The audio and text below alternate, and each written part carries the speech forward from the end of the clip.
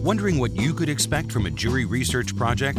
Here is Florida attorney E.T. Fernandez describing his first experience at a first court research trial. I was so impressed. All of the tables were set up. There were laptops there already set up. I mean, everything had been wired, and you could tell it was ready to go. And you could tell you guys had done your homework, and certainly the labor part, well in advance, so that when everybody walked in, it was really an impressive look. I mean, it looked serious. It looked genuine. It was completely set up.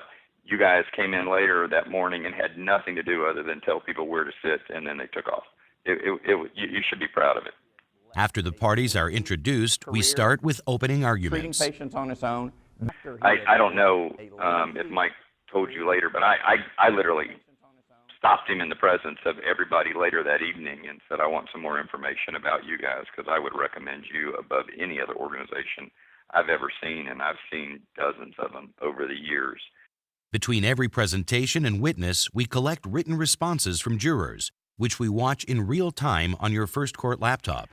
Of all the things that took place, serious, that was the neatest function. I mean, I'll tell you, I don't know how many mock trials I've done over my 30-plus years of being a trial lawyer.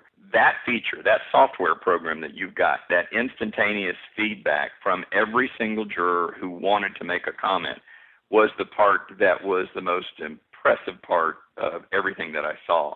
Then parties give their opposing arguments. Some of these people, and you didn't get to hear all of their credentials, but some of them have more degrees than a thermometer, and they can't agree on what's wrong with her or what's causing it, but they're going to put that burden on you.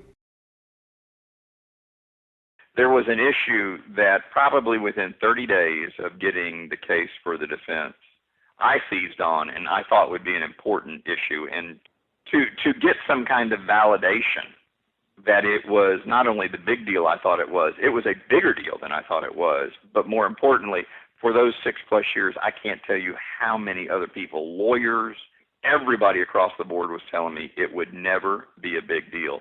And uniquely to all three of the individual jurors that were involved, it was a huge deal. The trial ends with 3 6-person juries deliberating to a verdict in 3 separate rooms. Clients watch these deliberations in real time on closed-circuit monitors. If that was her last resort. If it was her last resort, but they didn't, what was the result? It always surprises me in mock trial settings when somebody's done their homework like you guys have, and you've really gone and gotten a good cross-section of what we realistically expect to see on the panel.